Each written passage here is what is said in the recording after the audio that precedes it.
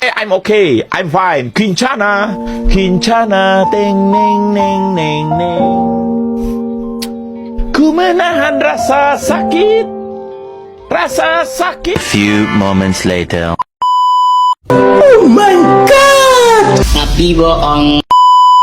Aku hanya memikirkan satu peraturan penting. Kenapa kau lakukan hari ini kalau kau bisa melakukannya besok? Hahaha. Few moments later.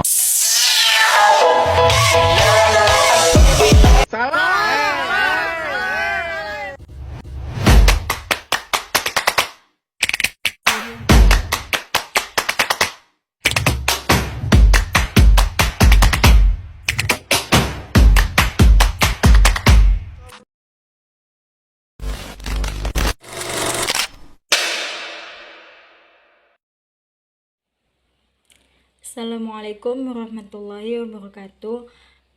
Halo semua, perkenalkan nama saya Nurisa Burmatondang, NIM 22405000002 dari jurusan Manajemen Keuangan Syariah dengan mata kuliah Manajemen Risiko. Baik, di video kali ini kita akan membahas topik penting dalam manajemen risiko, yaitu pengukuran risiko menggunakan metode kuantitatif dan kualitatif. Pengukuran risiko ini sangat penting untuk membantu organisasi, perusahaan, maupun individu dalam mengambil keputusan yang tepat dan mengelola ketidakpastian. Yuk kita mulai dengan memahami apa sebenarnya dimaksud dengan pengukuran risiko. Pengukuran risiko adalah proses untuk menentukan tingkat kemungkinan terjadinya suatu risiko dan seberapa besar dampaknya terhadap tujuan organisasi. Tujuannya untuk mengetahui risiko mana yang paling serius, mana yang bisa ditoleransi, dan mana yang perlu segera ditangani. Dalam dunia manajemen risiko, pengukuran ini membantu kita membuat keputusan yang lebih objektif, seperti pertama, menentukan prioritas risiko. Yang kedua, menyusun strategi mitigasi. Dan yang ketiga, mengalokasikan sumber daya dengan efisien. Nah, ada dua cara utama untuk melakukan pengukuran risiko, yaitu metode kualitatif dan metode kuantitatif. Keduanya punya kelemahan dan kelebihan masing-masing. Kita mulai dari metode kualitatif ya.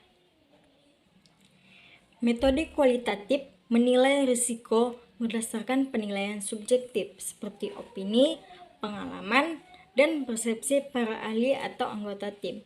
Artinya, penilaian tidak menggunakan angka atau data statistik, melainkan menggunakan kategori deskriptif seperti risiko tinggi, risiko sedang, dan risiko rendah.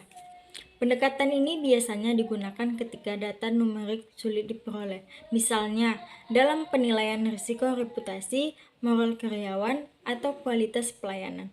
Contoh paling umum dari metode ini yaitu matriks risiko. Di dalam matriks, risiko dinilai berdasarkan dua dimensi utama. Yang pertama, kemungkinan terjadinya, dan yang kedua, dampak. Misalnya, risiko dengan kemungkinan tinggi dan dampak besar akan masuk kategori risiko kritis. Selain itu, metode kualitatif juga sering menggunakan wawancara dan brainstorming untuk menggali pendapat para ahli. Yang kedua, metode Delphi, yaitu teknik pengambilan keputusan dengan meminta pendapat dari beberapa ahli secara berulang hingga tercapai kesepakatan. Keunggulan metode ini yaitu mudah dilakukan, tidak memerlukan data statistik. Yang ketiga, cocok untuk analisis awal atau risiko non-finansial. 4. Tapi tentu saja ada keterbatasan. 5. Hasilnya subjektif, tergantung siapa yang menilai. 6. Tidak bisa dibandingkan secara numerik antar periode.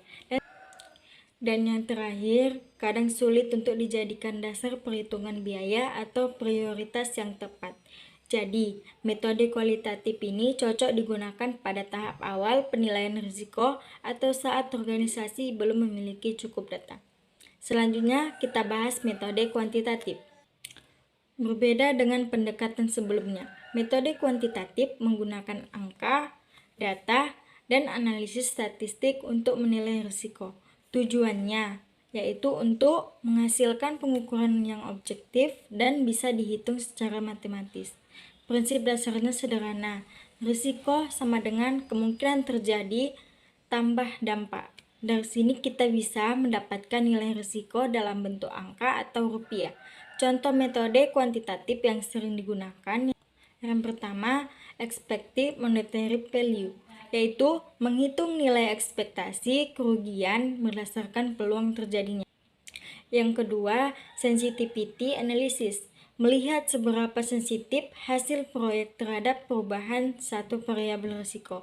Yang ketiga, Monte Carlo simulation, yaitu menggunakan simulasi komputer untuk memperkirakan berbagai skenario risiko.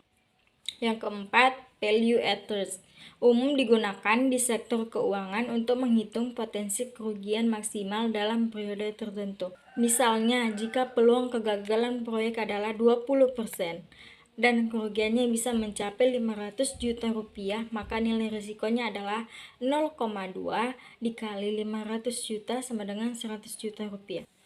Artinya, potensi kerugian yang diharapkan adalah 100 juta. Keunggulan metode kuantitatif yaitu yang pertama, hasilnya akurat dan objektif. Yang kedua, bisa dibandingkan antar periode atau antar proyek. Yang ketiga, memudahkan pengambilan keputusan berbasis data. Tapi, metode ini juga punya kelemahan. Yang pertama, membutuhkan data yang lengkap dan valid. Yang kedua, analisisnya lebih kompleks. Yang ketiga, tidak cocok untuk risiko yang sulit diukur secara finansial.